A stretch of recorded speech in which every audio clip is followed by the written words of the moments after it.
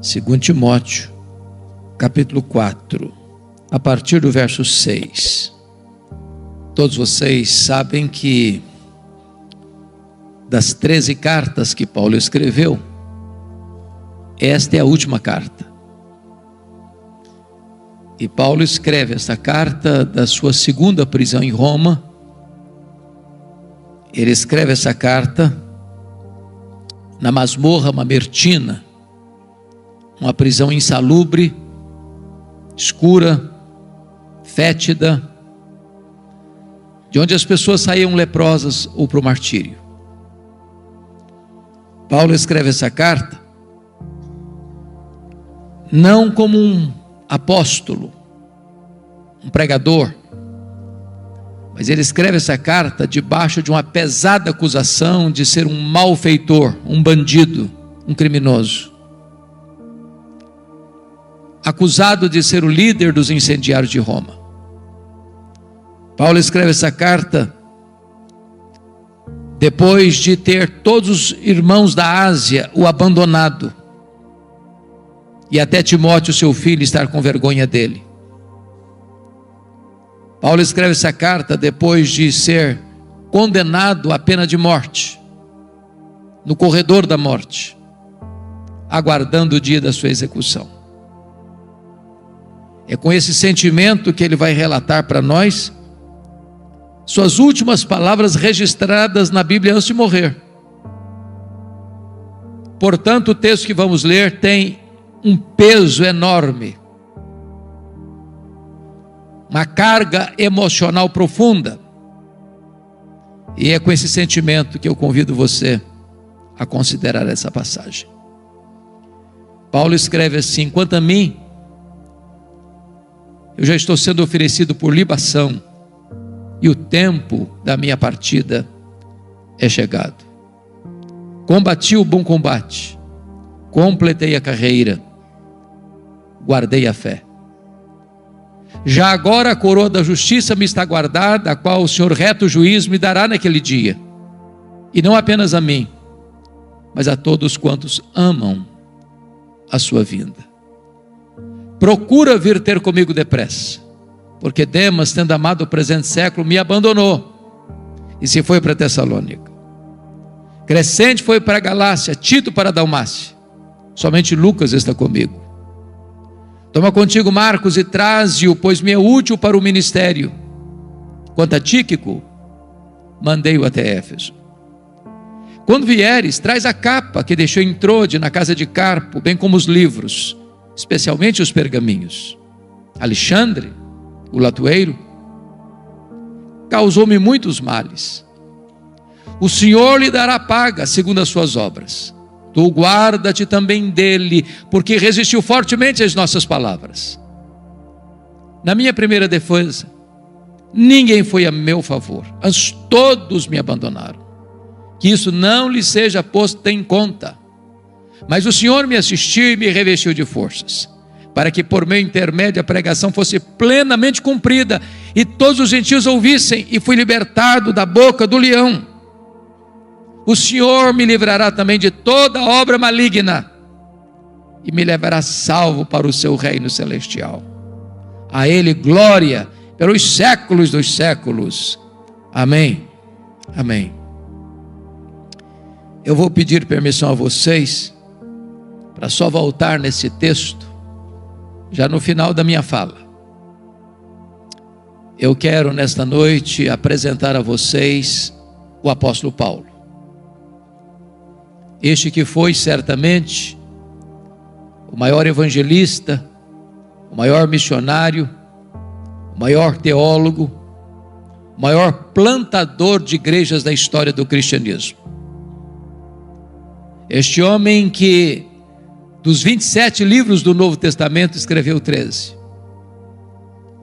Este homem que percorreu as províncias do Império Romano, plantando igrejas na província da Galácia, da Macedônia, da Acaia,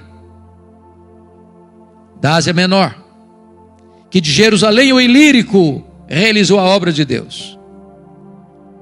Eu quero apresentar a vocês este homem que pregou com liberdade ou na prisão, em lugares públicos ou em salões fechados, com saúde ou com doença, vivendo em paz ou perseguido, e que morre pobre, velho, cheio de cicatrizes, abandonado, acusado, condenado,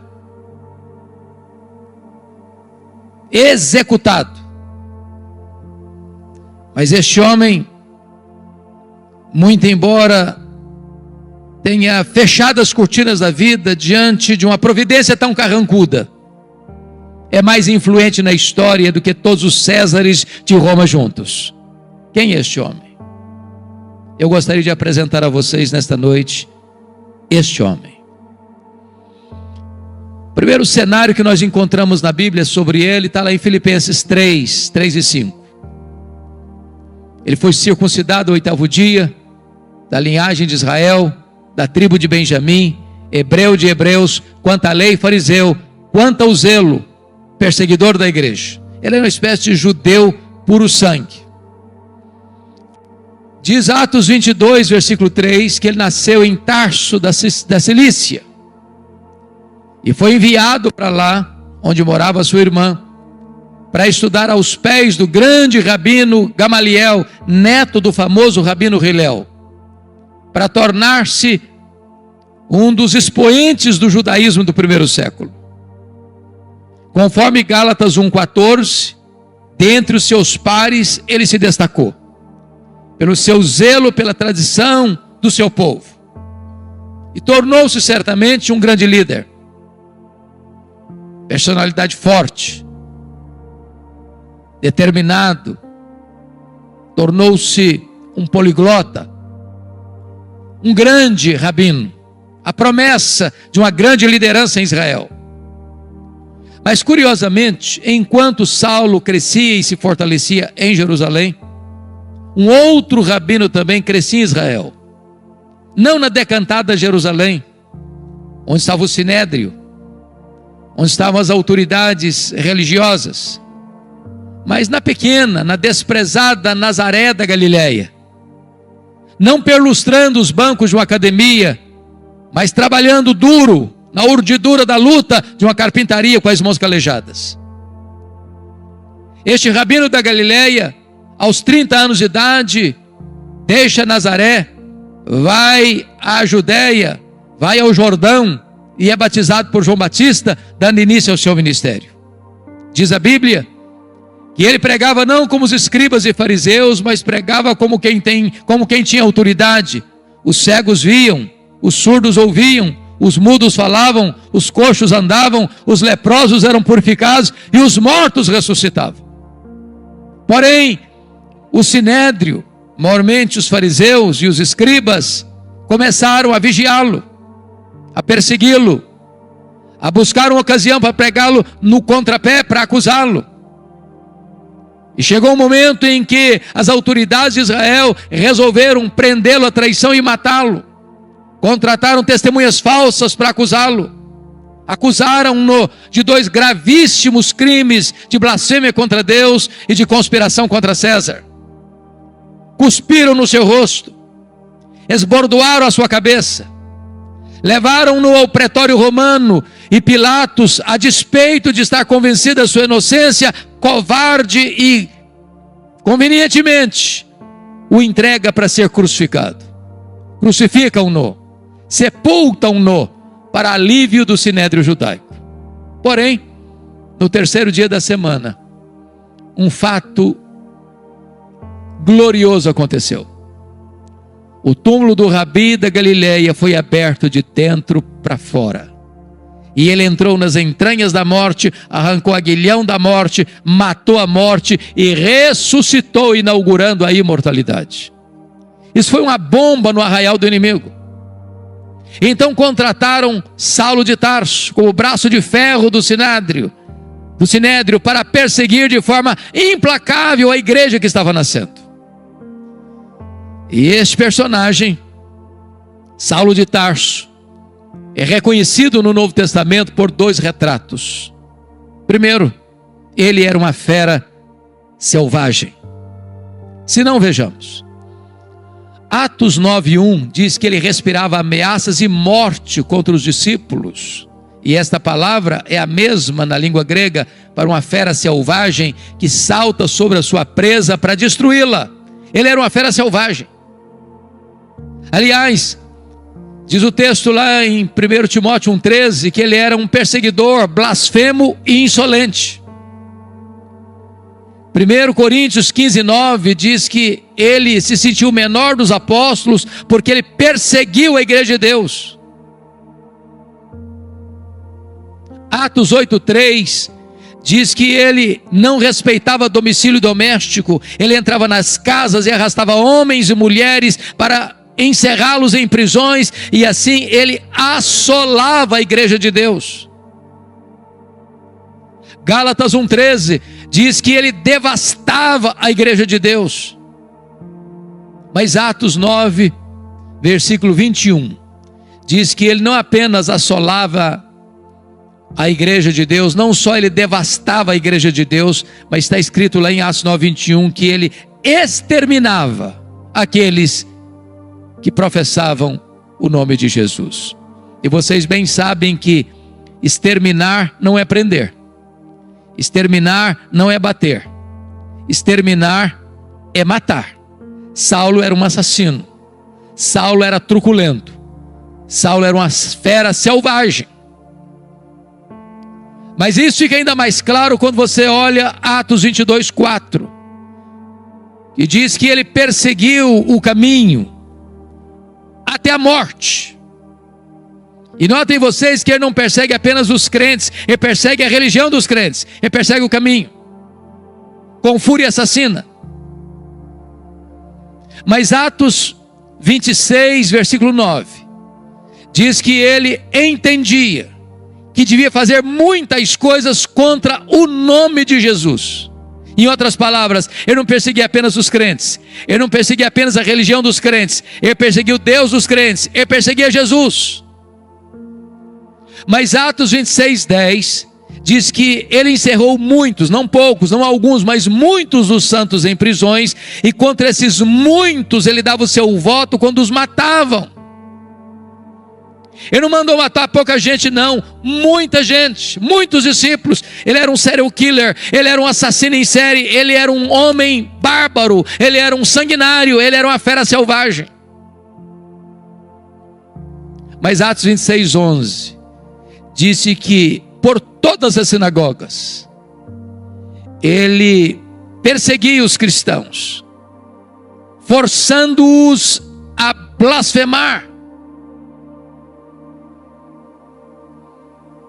E até por cidades estranhas ele os perseguia. Agora notem vocês que Saulo não perseguia os crentes apenas fisicamente, perseguia-os também psicologicamente.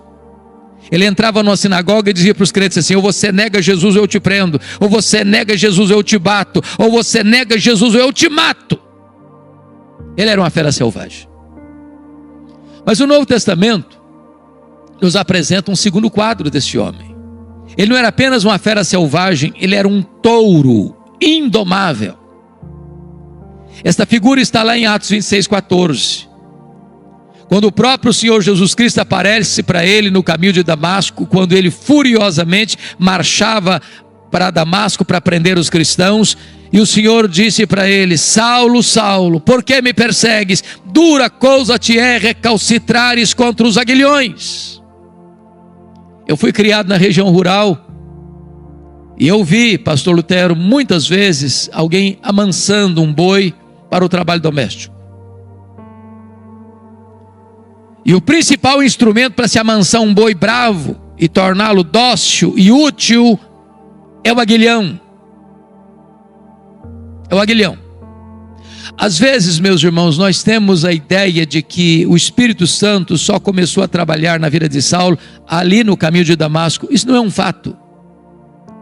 Todas as vezes que Saulo entrava numa casa e arrastava homens e mulheres para a cadeia, Todas as vezes que Saulo entrava numa sinagoga e forçava os crentes a blasfemarem, e esses crentes, em vez de blasfemarem, estavam dispostos a sofrer e a morrer por causa da sua fé, e Saulo mandava matar essa gente que negava ou que recusava-se a negar a Cristo. Era o Espírito Santo ferroando esse touro bravo, era o Espírito Santo picando a consciência deste homem selvagem.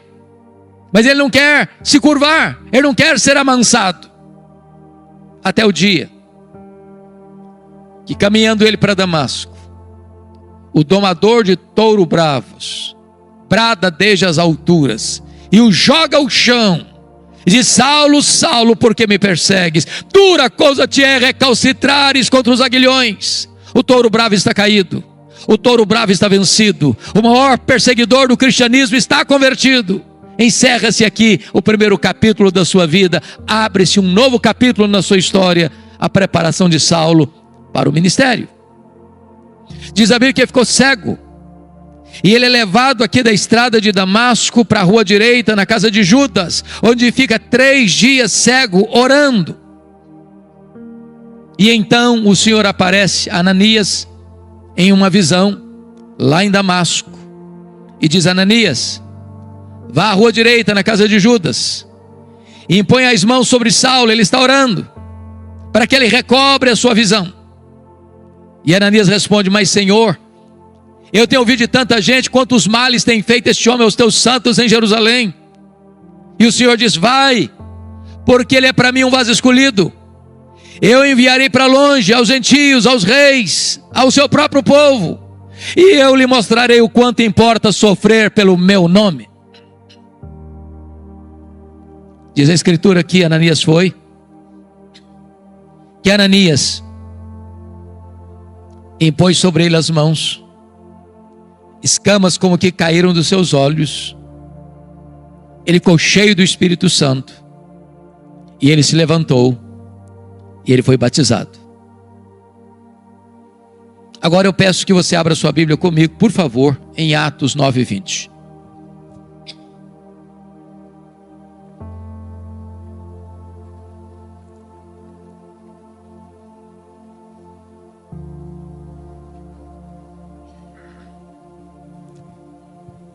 Veja você que logo que ele foi curado, logo que ele foi revestido com o Espírito Santo, logo que ele foi batizado, está escrito que então ele começa a pregar em todas as sinagogas de Damasco, afirmando que Jesus é o Filho de Deus.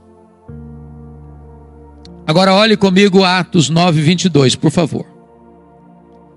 Saulo mais e mais se fortalecia, confundindo os judeus, demonstrando que Jesus é o Cristo, é o Messias. Agora eu pergunto a você, há alguma diferença entre o que ele fez no verso 20 para o que ele fez no verso 22?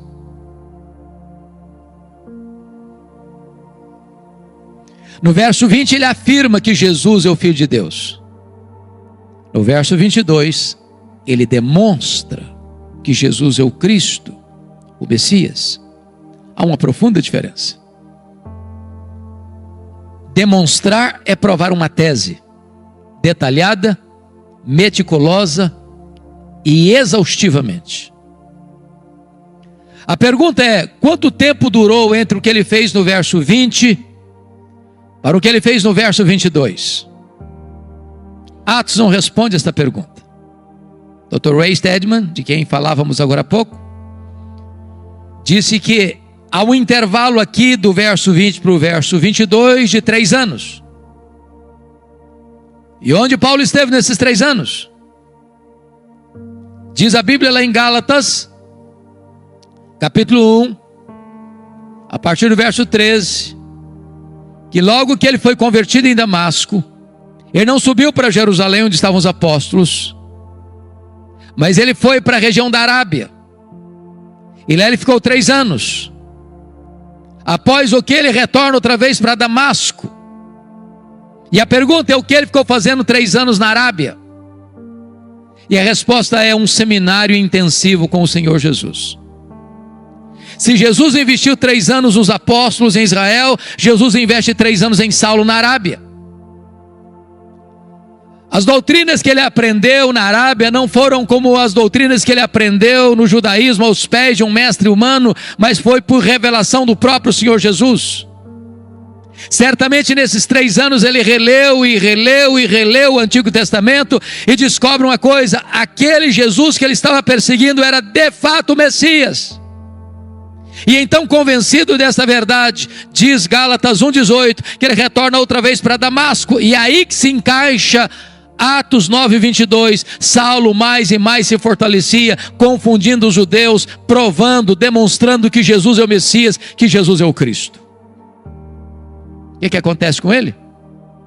Os judeus de Damasco querem matá-lo. E ele precisa fugir de noite, de forma humilhante, dentro de um cesto, muralha abaixo. Para onde ele vai? Agora ele vai subir para Jerusalém. Então veja comigo aí Atos 9,26. Agora ele sobe para Jerusalém. E aqui, meus amados, eu quero levantar uma tese. Eu preciso muito da sua atenção para acompanhar o meu raciocínio, para você não perder o centro desta lição.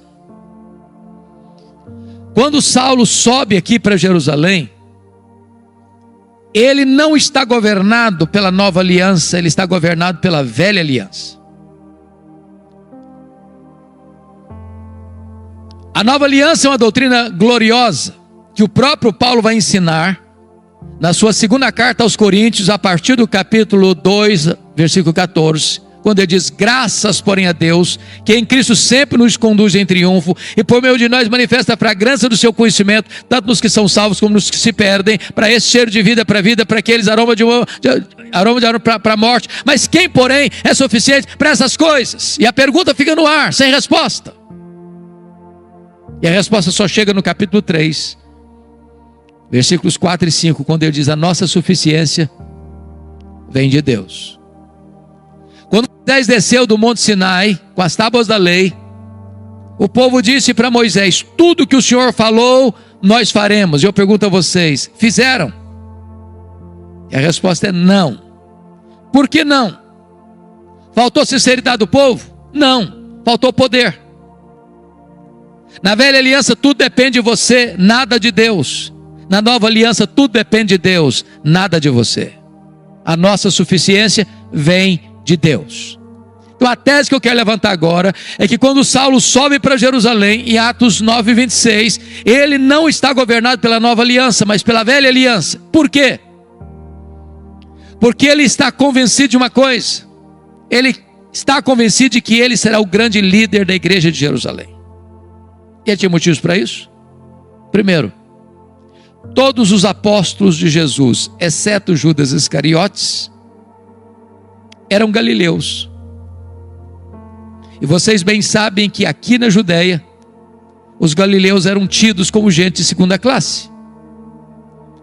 Tanto é fato que quando o Espírito Santo foi derramado, lá em Atos 2, o derramamento do Espírito produziu na multidão 3 reações. Primeiro, ceticismo. O que quer isso dizer? Segundo, preconceito. São galileus. Terceiro, zombaria. Estão bêbados. Saulo deve ter pensado assim: esses galileus aqui na Judéia, aqui em Jerusalém, não vão conseguir nada não. Segundo, os apóstolos do Senhor Jesus Cristo, além de galileus, eram iletrados. Jerusalém era a capital intelectual da teologia. Lá estavam os escribas, lá estavam os fariseus, lá estavam os saduceus, lá estavam os teólogos da época. E Saulo deve ter pensado: esses discípulos aí, além de galileus, são iletrados, eles não vão conseguir nada aqui em Jerusalém.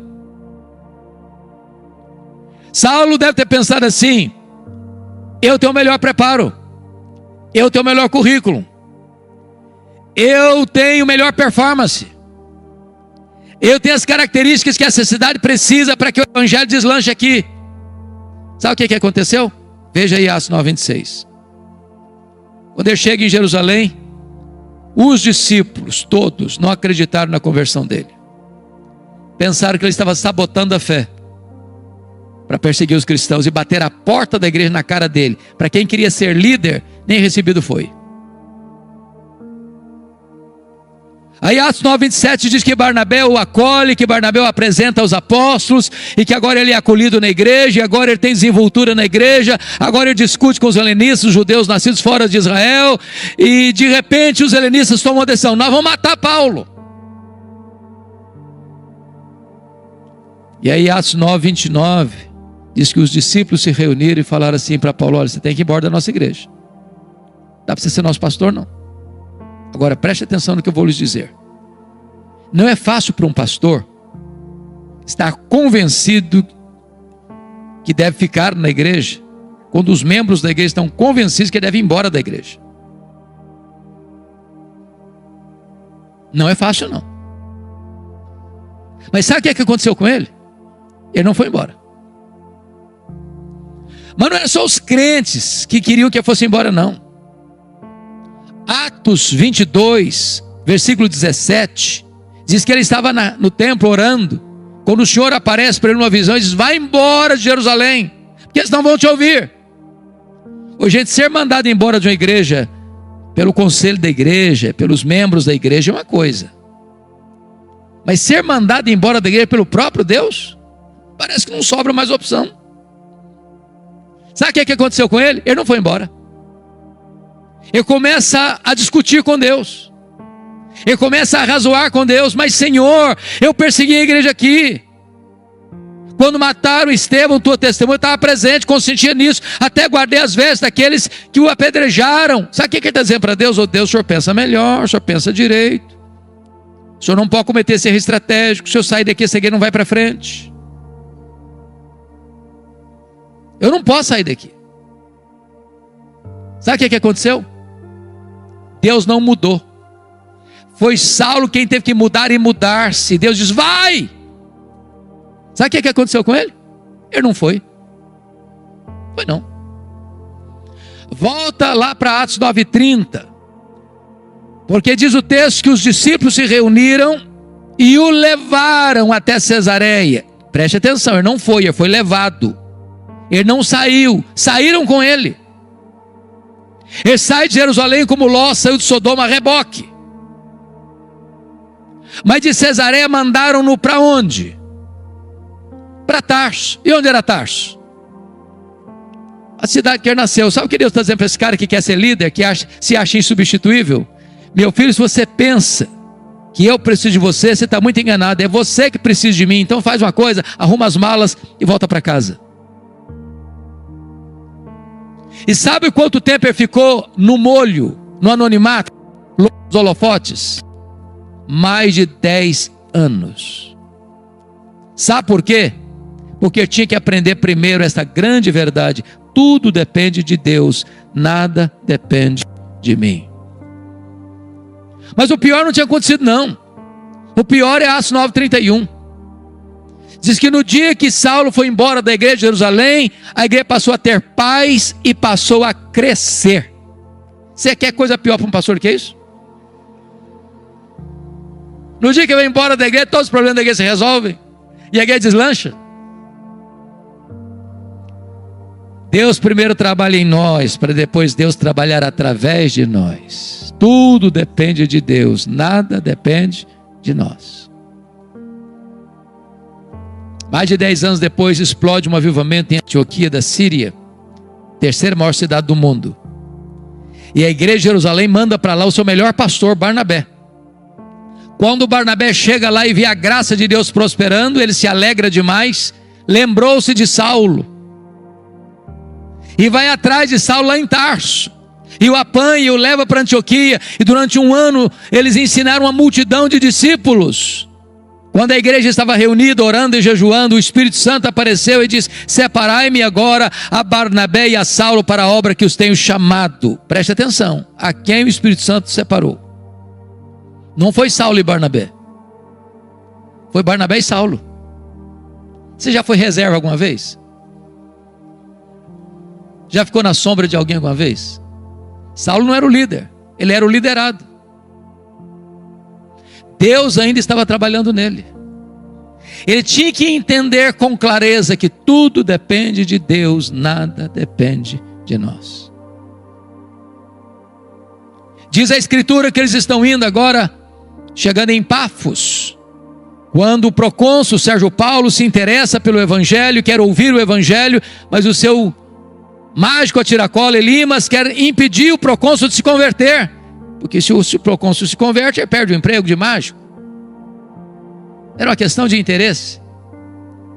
Então diz a Bíblia que Saulo, também chamado Paulo, cheio do Espírito Santo, disse ao mágico: ó servo do diabo, até quando perverterás os retos caminhos de Deus? Pois ficarás cego. E o mágico fica cego, e os olhos do procônsul são abertos, e ele é convertido ao Senhor Jesus. E a partir dali, Saulo deixa de usar o seu nome judaico Saulo, para usar o seu nome romano Paulo, e a partir de então, ele se transforma no maior líder do cristianismo. Sabe por quê? Porque aprendeu que tudo depende de Deus, nada depende de nós. Atos 13:13 diz que ele chega em Perge da Panfilha, e em Perge da Panfilha o jovem Marcos, ou João Marcos, ou Marcos, que era primo de Barnabé, abandona os dois missionários e volta para a casa da sua mãe em Jerusalém. É muito curioso isso, porque a Bíblia não diz por que o Marcos voltou para a casa da mãe dele. Nós poderíamos cogitar 3 possibilidades.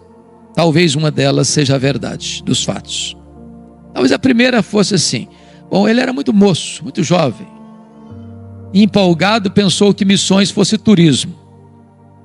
Quando percebeu que não era turismo, ele se decepcionou e voltou. Pode ser, não sei. Talvez uma segunda possibilidade, que quando eles saíram de Antioquia da Síria, o líder da caravana era o primo dele, o Barnabé. Em Pafos, a liderança muda das mãos de Barnabé para Paulo. Ele deve ter pensado: sob a liderança do meu primo, eu tinha coragem de ir, na liderança do outro eu não vou não. Mas é uma terceira possibilidade, eu particularmente creio nessa terceira possibilidade. Está escrito em Gálatas 4, a partir do versículo 13, até o versículo 15, que Paulo pregou o evangelho pela primeira vez na Galácia, Antioquia da Pisídia, Icônio, Derbe e Listra, por causa de uma enfermidade física. Pergunta: que enfermidade física era essa? Talvez a mesma que Paulo se refere em 2 Coríntios 12:7, um espinho na carne, mensageiro de Satanás, para me esbofetear, a fim de que eu não me ensoberbeça.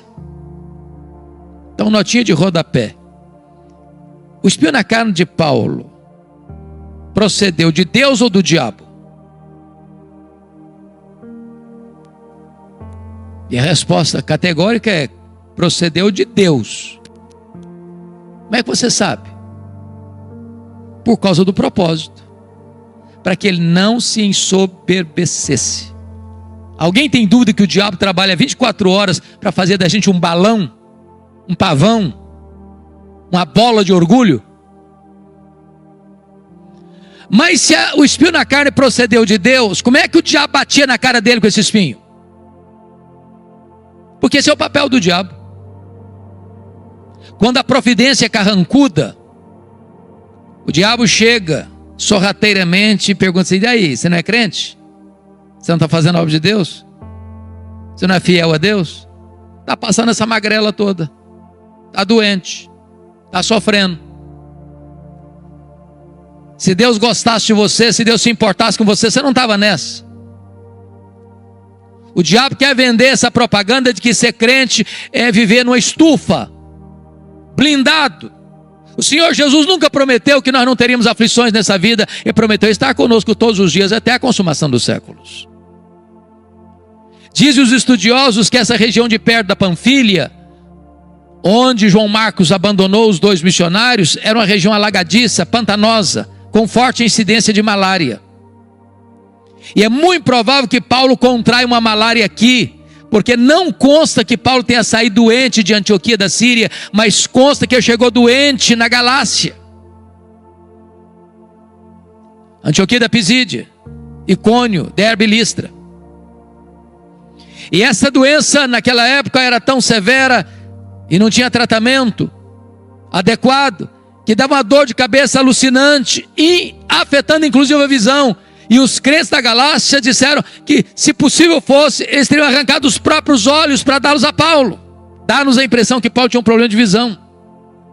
É por isso que ele não propriamente não escrevia suas cartas, ele usava uma pessoa para escrever e depois pegava a pena para dar a selação final. Talvez por isso ele chamou o sumo sacerdote parede branqueada, porque via tudo meio lusco-fusco. Bom, o certo é que o João Marcos retorna para a casa da mãe dele. E os dois missionários sobem as montanhas do Cáucaso, chegam lá em cima, na Galácia do Sul, e pregam com poder, com graça, com dureza, com lágrimas, com sangue, mas deixando para trás igrejas estabelecidas, lideranças eleitas e a igreja marchando vitoriosamente. Agora eles retornam para a igreja base, a igreja de Antioquia da Síria, e observe comigo que está escrito aí em Atos 14, 26 e 27. Reunida a igreja, relataram quantas coisas fizera Deus, e como Deus abrir a porta do evangelho para os gentios. Preste atenção nisso. Há espaço para testemunho na igreja, mas não há espaço para projeção humana na igreja. Eles não relataram quantas coisas fizeram eles relataram quantas coisas fizera Deus. Quem faz a obra é Deus, nós somos apenas os instrumentos. Agora note outra coisa: quando a igreja cresce, os problemas surgem, porque não há crescimento de igreja sem luta. É por isso que Atos 15:1 diz que quando os membros da seita dos fariseus escutaram lá em Jerusalém que os gentios estavam sendo recebidos sem passar pelo rito da circuncisão, eles desceram e disseram para os crentes gentios assim: se vocês não se circuncidarem, vocês não poderão ser salvos. Se vocês não circuncidarem e não guardarem a lei, vocês não podem ser salvos. Bom, mas isso não é evangelho. E se afirmar que o sacrifício de Cristo não foi suficiente, e se afirmar que sua fé em Cristo não é o bastante. Então vou lhes dizer algo muito solene agora. Não adianta fazer missões se a teologia é ruim, porque se a teologia é ruim, quanto mais se prega, pior fica. Então não dá para fazer uma segunda viagem missionária sem corrigir a rota teológica da igreja. O que fizeram?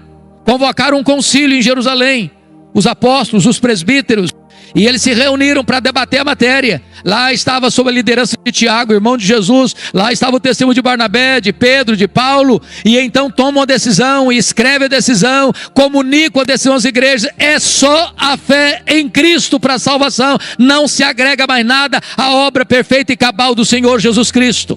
Agora a teologia está boa, agora Paulo precisa voltar. E agora note comigo Atos 15:36. Ele chega para Barnabé e diz: Barnabé, vamos voltar para a segunda viagem missionária, Barnabé? Vamos visitar aquelas igrejas que nós plantamos, vamos fortalecer aqueles irmãos? Barnabé diz: vamos, Paulo, vamos sim. Só um detalhe: eu quero levar comigo, com a gente, o meu primo, o Marcos. Paulo respondeu assim: eu não acho justo levarmos aquele que nos abandonou desde perto da Panfilha. E aí diz o texto que houve uma desavença tal entre os dois líderes, Paulo e Barnabé, que os dois não caminharam juntos mais. Portanto, o relato e o registro está muito polido, mas deve ter sido alguma coisa mais severa do que foi isso. Eu vou tentar parafrasear para tentar captar o que houve. Eu acho que foi mais ou menos o seguinte: Paulo chegou para o Barnabé e disse: Barnabé, que decisão maravilhosa o concílio de Jerusalém tomou. Vamos fazer uma coisa agora? Agora que a rota da igreja, da teologia está boa, vamos voltar para a obra missionária? Barnabé disse: vamos, Paulo. Mas deixa eu te fazer uma pergunta. Você lembra do meu primo? Uai, Barnabé, mas é claro que eu lembro. Deixa eu dizer, eu estou com vontade de levar com a gente. E ele está todo empolgado para ir. Paulo fechou a cara. O Barnabé comigo, esse cara não vai não. Ô Paulo, mas ele melhorou, ele está mais maduro. Ele vai ser uma benção, comigo ele não vai não. Mas Paulo, deixa eu te falar, você não pode ser tão duro assim não. Vamos dar uma chance para o menino, comigo ele não vai. Mas Paulo, ele vai ser útil para nós, comigo ele não vai, Barnabé. Pronto, acabou, não vai. Deixa eu dizer uma coisa, notinha de rodapé. Os líderes da igreja não deviam brigar não, sabia? Mas às vezes brigam. Mas até quando os líderes brigam, o plano de Deus não pode ser frustrado. Porque agora, em vez de uma caravana, tem duas. Barnabé pega o Marcos e leva lá para Chipre. Paulo pega um profeta da igreja de Jerusalém, Silas, e vai para outra direção. Eu fico imaginando se não tivesse um Barnabé na vida do Marcos. Você já se sentiu persona não grata alguma vez? Já se sentiu descartado alguma vez? Já escutou de alguém comigo que você não trabalha? Você não tem perfil? Eu não acredito em seus dons, não acredito nos seus talentos, não acredito em você? Barnabé investiu no menino. Mais tarde Pedro discipulou esse Marcos. Mais tarde esse Marcos foi o primeiro evangelista a escrever o evangelho. Foi o primeiro evangelho a ser escrito, foi Marcos. Mais tarde Paulo vai dizer: ô Timóteo, quando você vier aí, meu filho, traz o Marcos aí com você. Ele me é útil para o ministério. O plano de Deus passa pela viagem de Paulo e Silas. E Paulo quer entrar na Ásia. O Espírito de Deus o impede de entrar na Ásia. E de repente ele escuta a voz de um varão macedônio: passa Macedônia, ajuda-nos. E ele entra na Macedônia, ele entra na Europa. E louvado seja Deus. Talvez você e eu estejamos aqui nesta noite porque o Espírito Santo inclinou a obra missionária para o Ocidente, não para o Oriente naquele tempo. Mas não foi com facilidades não, porque lá em Filipos diz a Bíblia que sob a orientação de Deus, Paulo e Silas são presos, são açoitados em praça pública, são jogados dentro de um cárcere interior. Então, me permita dizer isso: quem dá a direção missionária para a igreja é Deus, mas quem precisa saber e escolher os melhores métodos somos nós. Quando eu olho, pastor Lutero, para a estratégia missionária de Paulo, eu vejo Paulo se concentrando em cidades estratégicas. Filipos, colônia romana. Tessalônica, capital da Macedônia. Acaia, importante cidade da Macedônia. Atenas, cidade mais intelectual do mundo. Corinto, capital da Caia. Éfeso, capital da Ásia Menor. O que Paulo está entendendo é o seguinte: se você planta igrejas estratégicas em lugares estratégicos, essas igrejas vão plantar igrejas em toda a micro-região. Agora, mesmo tendo a direção de Deus, escolhendo os melhores métodos, você não tem vida fácil. Porque Paulo foi açoitado em Filipos, Paulo foi escorraçado em Tessalônica, Paulo foi enxotado de Bereia, Paulo foi chamado de tacarela em Atenas, Paulo foi chamado de impostor em Corinto. Ele vai para a terceira viagem missionária, dedicando-se 3 anos em Éfeso, e lá ele enfrenta feras, e ele diz que enfrentou lutas maiores que as suas forças. Mas notem, depois de 3 anos em Éfeso, onde ele experimenta um grande avivamento, e onde ele planta igrejas direto ou indiretamente em toda a província da Ásia Menor, como Esmirna, Pérgamo, Tiatira, Sardes, Filadélfia, Laodiceia, Colossos e Herápolis, agora ele está retornando para Jerusalém por uma razão. Vocês se lembram que havia uma profecia de Ágabo, relatada lá em Atos 11, de que haveria uma fome no mundo, no período do imperador Cláudio, que governou o Império Romano do ano 41 ao ano 54. Esta fome chegou. E Atos 18:2 diz que o imperador Cláudio expulsa os judeus que viviam em Roma. E diz Gálatas 2:10 que Paulo assume um compromisso com os líderes da igreja de Jerusalém, que ele iria para os gentios, mas ele não se esqueceria dos pobres. Em outras palavras, evangelização, obra missionária e socorro aos necessitados não são coisas que estão em conflito, mas caminham juntas.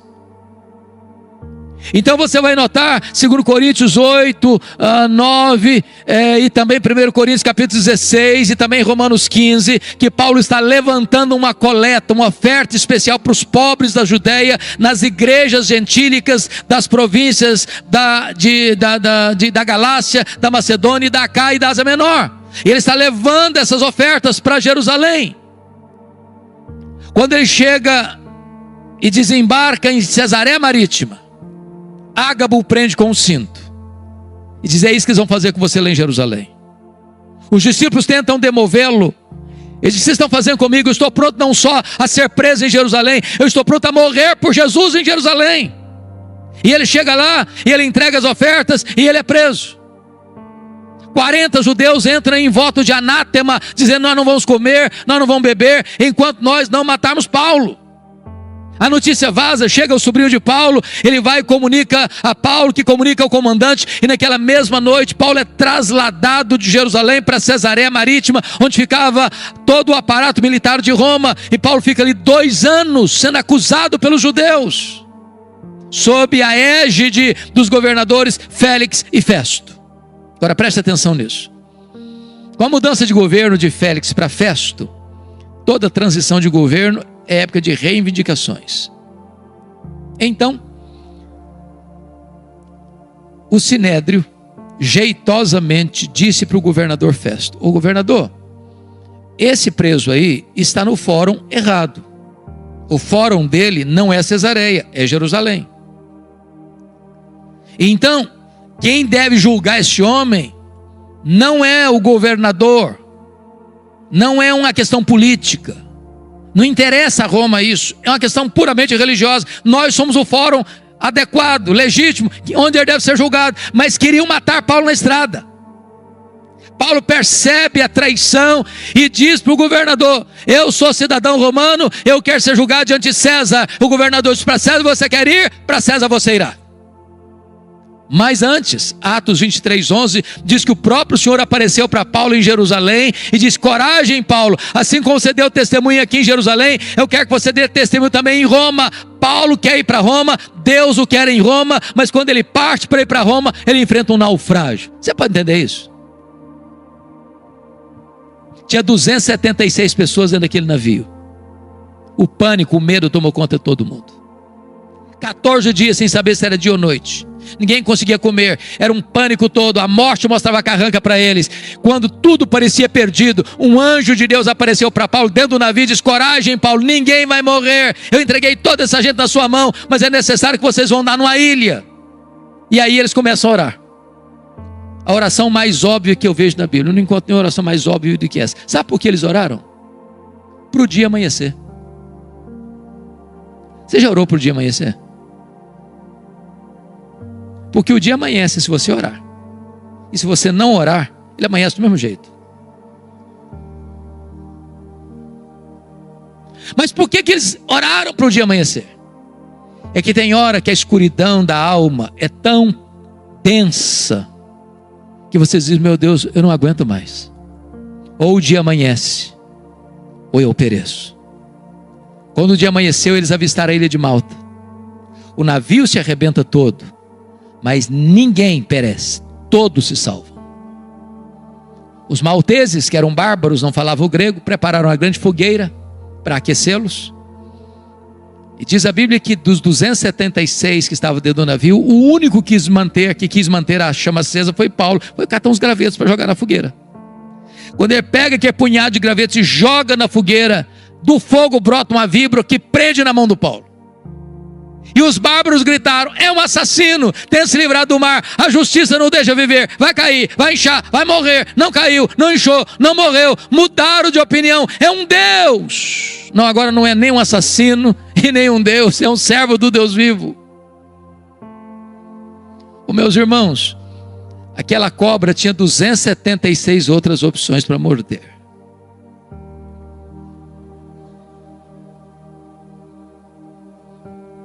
Pois bem, agora Paulo fica os 3 meses de inverno pesado ali na ilha de Malta, porque era a providência de Deus. Sabe por quê? O prefeito da cidade estava doente, Paulo orou por ele, o pai do prefeito estava doente, Paulo orou por ele, foi curado, os demais enfermos vieram, Paulo orou por eles, eles foram curados. Aí você aprende uma coisa: não foi a tempestade que levou Paulo para a ilha de Malta, foi a mão da providência divina. Tem hora que parece que a vida está de ponta cabeça, e Deus está escrevendo o capítulo mais emocionante da sua vida. Paulo chega em Roma não como gostaria de ter chegado. E queria ter chegado para ficar com a igreja, para encorajar a igreja, para ser abençoado pela igreja, para ser enviado para a Espanha pela igreja de Roma. Mas ele chega preso, chega algemado. Mas ele vai dizer na carta aos Filipenses 1:12 assim: meus irmãos, eu quero que vocês saibam que as coisas que me aconteceram têm antes contribuído para o progresso do Evangelho. Agora notem isso. Você poderia chegar para Paulo e perguntar assim: ô Paulo, que coisas lhe aconteceram? Que coisas, Paulo? Ele podia fazer um resumão para nós. Depois dizia o seguinte: olha gente, eu fui perseguido em Damasco, eu fui rejeitado em Jerusalém, eu fui abandonado em Tarso, eu fui apedrejado em Listra, eu fui açoitado em Filipos, eu fui escorraçado em Tessalônica, eu fui enxotado de Bereia, fui chamado de tagarela em Atenas, eu fui chamado de impostor em Corinto, eu enfrentei feras em Éfeso, eu enfrentei um naufrágio para Roma, fui picado por uma cobra em Malta, eu cheguei em Roma preso e algemado, mas eu quero que vocês saibam que as coisas que me aconteceram têm contribuído para o progresso do Evangelho. Se eu não crê em acaso, se eu não crê em sorte, se eu não crê em azar, se eu não crê em determinismo cego, se eu não crê que a mão de Deus dirige o seu destino. E porque ele está preso em Roma, em Filipenses 1, ele diz que 3 coisas aconteceram com ele. Primeiro, as igrejas foram mais encorajadas a pregar. Quando viram Paulo preso e trabalhando, se mexeram. O Ray Stedman, neste livro que nós comentávamos agora há pouco, A Dinâmica de uma Vida Autêntica, diz que um dos bons e eficazes métodos de crescimento de igreja, eu pessoalmente não gosto dele, é o seguinte: você quer ver a igreja crescer? Bote os pastores na cadeia e a igreja crescerá.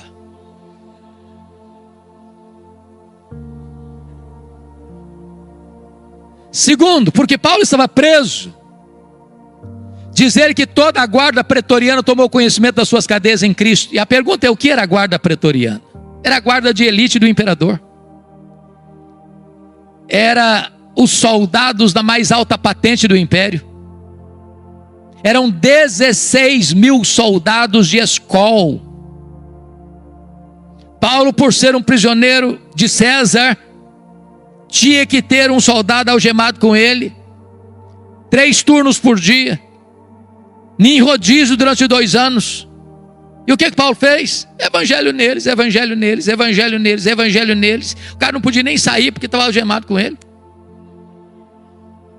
Durante 2 anos, deu oportunidade para Paulo evangelizar toda a guarda pretoriana. Eu chamo isso de conspiração divina.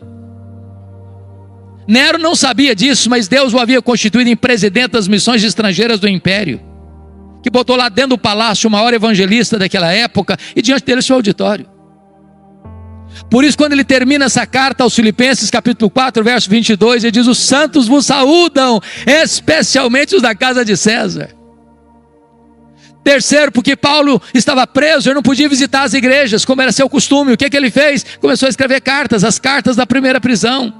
Filipenses, Efésios, Filipenses, Colossenses, Filemon. Se Paulo estivesse solto, provavelmente nós não teríamos essas joias na nossa Bíblia. Então entenda uma coisa: quando as coisas parecem estar fora de controle na sua vida, Deus está no controle e está escrevendo o capítulo mais importante da sua vida. Dessa primeira prisão, Paulo orou para sair, pediu oração para sair, e de fato saiu. Eu acho que ele fez a 4ª viagem missionária. Deixou Tito em Creta, deixou Timóteo em Éfeso, passou por Nicópolis, muito provavelmente foi à Espanha, como era seu desejo. Mas um fato acontece nesse interregno. No dia 17 de julho do ano 64, a cidade de Roma, a maior cidade do mundo, mais populosa, mais rica, mais poderosa, a cidade eterna, a capital do império, é incendiada. 7 noites e 6 dias de incêndio. Quando o incêndio acabou, o imperador assistia o espetáculo horrendo da torre de Mecenas, vestido de ator, tangendo a sua lira. Ele encontra um bom álibi para botar a culpa do incêndio de Roma nos crentes. Porque dos 14 bairros de Roma, 10 foram devastados. Mas os 4 que sobraram eram densamente povoados por judeus e cristãos. Ele põe a culpa do incêndio de Roma nos cristãos. Começa um verdadeiro massacre. Faltou madeira para fazer cruz, tamanha quantidade de crentes crucificados. Quando não tinha mais madeira para fazer cruz, os crentes eram cobertos de piche, amarrados nos postes e queimados vivos para iluminar as noites de Roma. Paulo, a essas alturas, já era o maior líder do cristianismo. Começam a caçá-lo, até que botam a mão nele, talvez em Trode, na casa de Carpo. Não deu prazo de pegar seus livros, seus pergaminhos, sua capa surrada. E agora ele é jogado na masmorra Mamertina, um lugar úmido, frio, insalubre, de onde as pessoas saiam leprosas ou para o martírio. Pois é de dentro dessa masmorra que ele escreveu o 2 Timóteo. E agora eu peço que você abra lá no texto lido, para nós encerrarmos. A pergunta é: como é que esse homem se sente? Maior teólogo, maior pastor, maior evangelista, maior plantador de igrejas, velho, pobre, cheio de cicatrizes, dentro de uma masmorra, acusado, abandonado, condenado, no corredor da morte, aguardando o dia da sua execução. Como é que esse homem se sente? Pois ele vai fazer para nós uma avaliação da vida, nos versos 6 a 8. Primeiro, ele avalia o seu passado no verso 7. Confira aí comigo, todos os verbos estão no passado. Combati o bom combate, completei a carreira, guardei a fé. Ele está dizendo o seguinte: a vida não foi de amenidades, foi um combate. Eu não larguei a obra de Deus no meio do caminho, não. Eu completei a carreira. Eu não negociei a verdade, nem transigi, nem com a minha consciência, não. Eu guardei a fé. Notem comigo no verso 6, que vai fazer uma avaliação do presente agora. Quanto a mim, já estou sendo oferecido por libação, e o tempo da minha partida é chegado. Sabe o que ele está dizendo para Timóteo? Ô Timóteo, Roma vai me matar. Mas deixa eu dizer, Timóteo, não é Roma que vai me matar, não. Eu vou me entregar. E eu não vou me entregar para Roma, não, Timóteo. Eu vou me entregar para Deus, como uma oferta de libação ao Senhor. E tem mais, Timóteo, eu não vou morrer, não. Eu vou partir. Porque a palavra partida aí é um eufemismo para a morte. E essa palavra partida no grego tem 3 significados. Primeiro, essa palavra significava tirar o peso das costas de alguém. Sabe o que é morrer para um crente? Apocalipse 14, 13 diz o seguinte, que é descansar das suas fadigas. Segundo, a palavra partida significa desatar um bote de um tronco e atravessar para o outro lado do rio. Sabe o que é morrer para um crente? É fazer a última viagem da vida rumo à pátria celestial. Terceiro, a palavra partida no grego significa afrouxar as estacas de uma barraca, levantar acampamento e ir para sua casa permanente. Sabe o que é morrer para um crente? É mudar de endereço e ir para a casa do Pai. Paulo não está com medo de morrer, porque sabe em quem tem crido e está pronto indo. Mas agora Paulo vai fazer uma avaliação do seu futuro no verso 8, confira comigo. Já agora a coroa da justiça me está guardada, a qual o Senhor reto juízo me dará naquele dia, e não apenas a mim, mas a todos quantos amam a sua vinda. O que Paulo está dizendo é o seguinte: ô Timóteo, o juiz de Roma, no tribunal de Roma, me considerou culpado e vai me executar. Mas isso, Timóteo, não me importa. O que me importa de fato é que o reto juiz, diante de quem todos vão ter que comparecer, já me justificou. Eu não tenho mais nenhum crime, nenhum pecado, Timóteo. A minha dívida está paga, eu estou livre, eu estou inculpável diante do tribunal de Deus, porque foi declarado justo por causa da justiça de Cristo imputada a mim. Então, Timóteo, eu não estou indo, Timóteo, para a espada de Roma degolar minha cabeça. Eu estou indo, na verdade, é receber a coroa da justiça do reto juiz.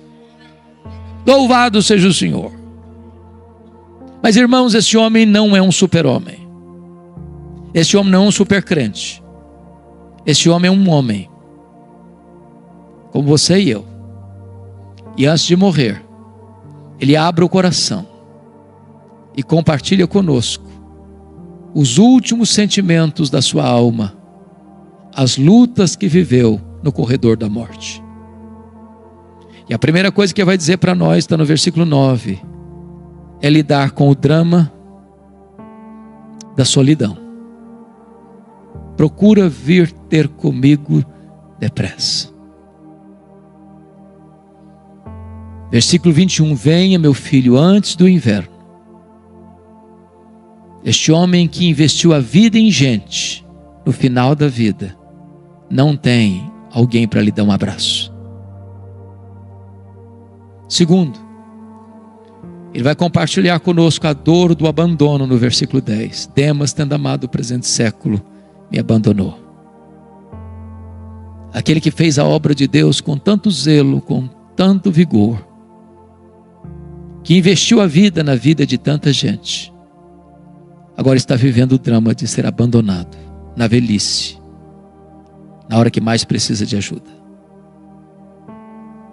Terceiro, e compartilha conosco o drama das privações. Versículo 13 e 14. E tem privação emocional, precisa de gente. Gente precisa de Deus, mas gente precisa de gente. privação mental. Está precisando de ler. Traz os meus livros, traz os pergaminhos, as cópias da Bíblia. Me impressiona, Paulo, porque está morrendo, mas quer ler mais. Tem gente que passa a vida inteira sem ler nada.